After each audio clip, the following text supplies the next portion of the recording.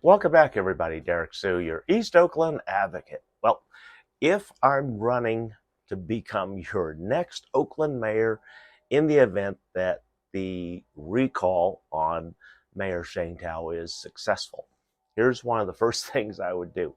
Once I take the oath of office, I will be reinstating Police Chief LaRon Armstrong. That will be within the hour of me taking office. And we will restore LaRon Armstrong to chief of police, and new instructions coming from my administration will be forthcoming. Also, like I said, we'll be getting rid of that stupid federal oversight person who doesn't live here in California. He's from New York. He's being paid nearly $1.5 million every year out of the city of Oakland's budget to have him oversee uh, our police department for its indiscretions of the past. And so this is now 20 years. Shane Tao's done nothing to remove that. And in fact, she has no clue as to what she's doing. So that will be dealt with. LaRon Armstrong will be restored as our police chief, and then we'll be moving forward. I will also, along the fronts of crime, dealing with crime, we're going to restore an old agency that doesn't operate in Oakland, or this type of agency operate in Oakland, but it still operates in San Francisco. And these community safety officers, they work in conjunction and alongside the police department of Oakland, San Francisco, of the city. And so they are essentially deputized security officers that are armed, and they also have real uh, uh, police cars to patrol, but they are not on the taxpayer payroll. These are community officers. There's different contracts and different ways that they're paid, and it's a multitude of ways that can be paid and support these new law enforcement attachments. They're not law enforcement officers, but they can hold and detain perps and suspects. But they had limited arresting powers, but they can detain people and handcuff them. And so we also had a security system like that when I lived in Alameda, out in Harbor Bay. They were armed guards. And so this is nothing new. And the community pays for that type of security, along with them working alongside the police department. In this case, they worked alongside the Alameda Police Department. And Alameda Police Department had at least 2 vehicles out there alongside those community officers. So this is the same thing that we'll be doing, that literally goes on across the waterway, uh, and works very well. And it keeps crime at a very low minimum. And so you don't hear of much crime going on in Alameda, and that's because of the community safety officers. So that will be immediately employed and offered to armed guards throughout Oakland. And they must be residents of Oakland, because if they have their armed guard card, they have a guard, they have their guns, they've been trained to shoot them. There's just some additional training that they'll need as community officers so that they can be duly deputized by the city of Oakland to work alongside Oakland police officers. So this could give an additional 60 officers in each district, each of all 7 districts of Oakland. So that's a lot of additional power, uh, And that will help reduce crime and also address response issues throughout Oakland. So those are some of my answers there. Then the homeless issue, that's part of the 980 corridor project that literally $980 million have been laid on the table by uh, Secretary of Transportation Pete Buttigieg when he was here uh, last year or year before, because last year's 23, so I have to go back to 22. That's when he was here. He was here in October, and he literally laid $980 million on the table for Oakland. And so what has to happen with that? As your new mayor, I would be working with the Alameda County supervisors to create an EIFD. And so um, that would create the infrastructure to allow a new project to now move forward with, in conjunction with federal funds, county supervision, and taxpayers, all benefiting. And so this creates living wage jobs. This is the first phase of the living wage jobs, and also affordable homes. Because with that, we'll be building a deck over the top, recreating the lost residential neighborhoods from the late 60s into the 70s when they were destroyed to create the 980 corridor and the connection between Highway 880 and 580 and 24. And so all of that, we would create new jobs, we would create new housing.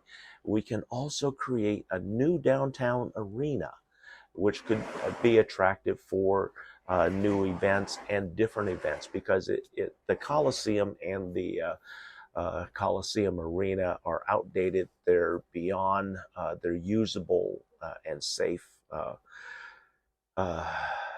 lifespan. And so they need to go.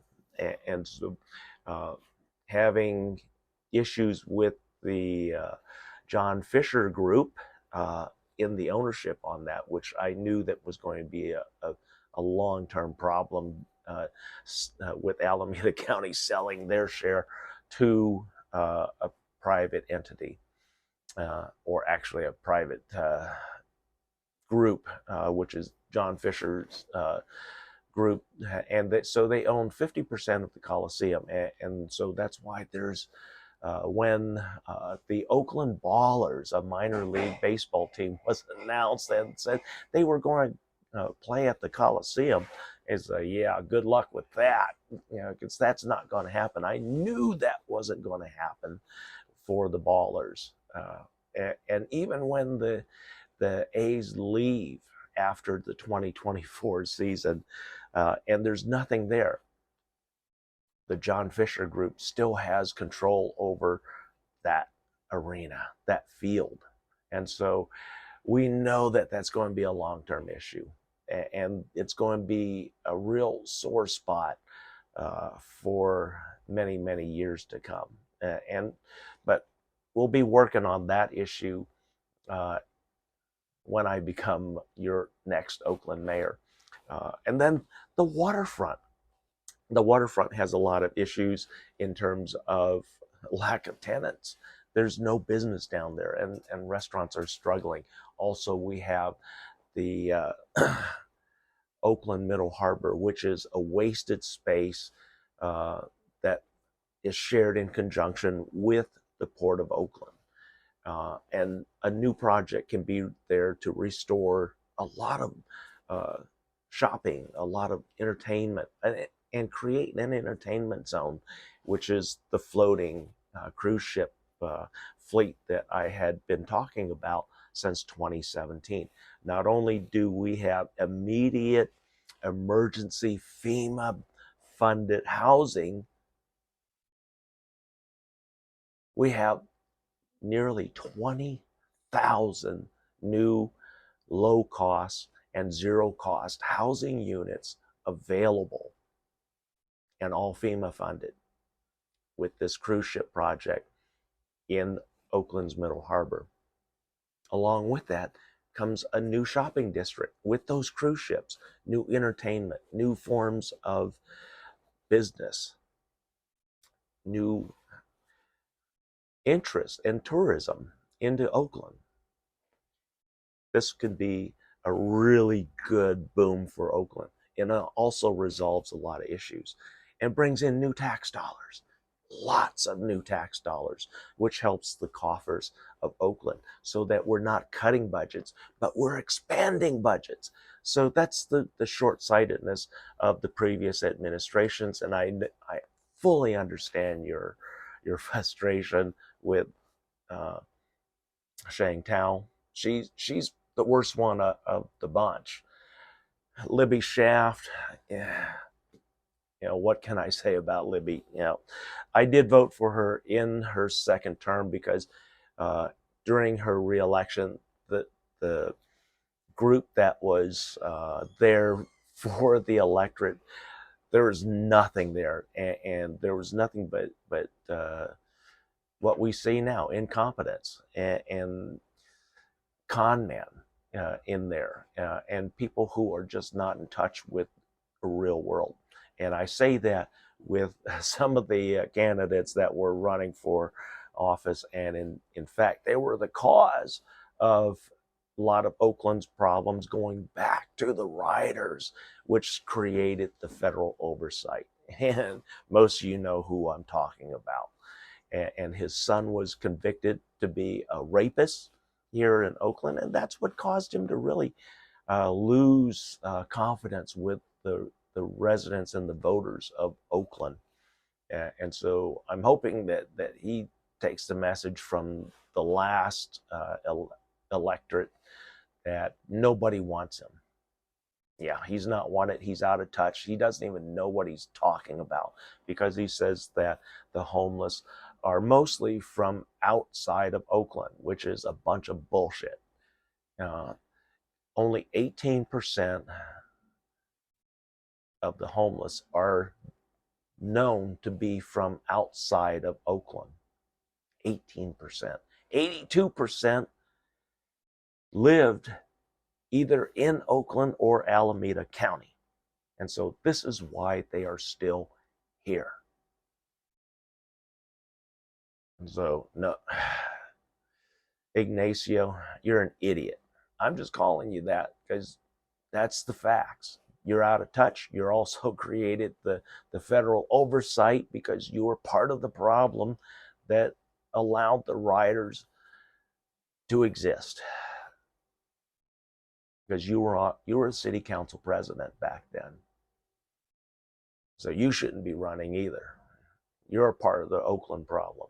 And then we're going to be looking at recalling certain city council members because they're not doing anything other than flapping their gums.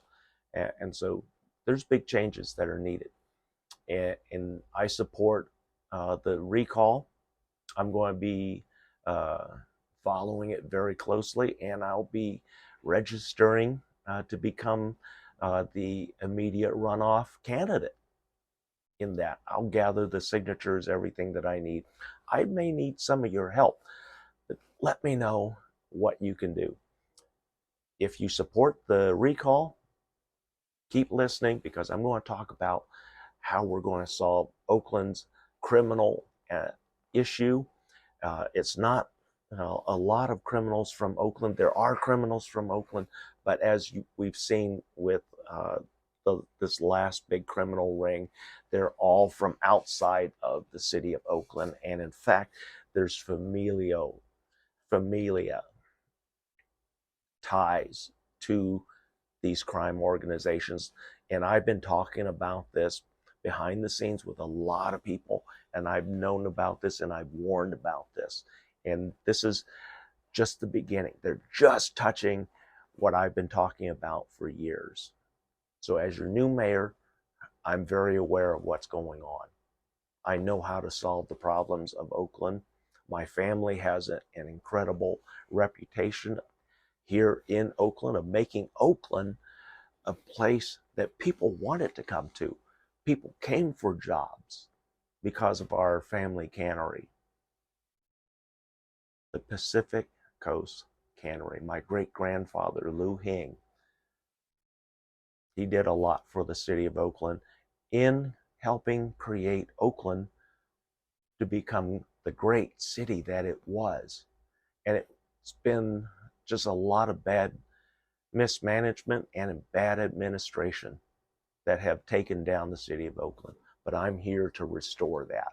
I'm here to restore the confidence that's needed for a city to grow, to have low crime, to have high paying wages, stability in the economy.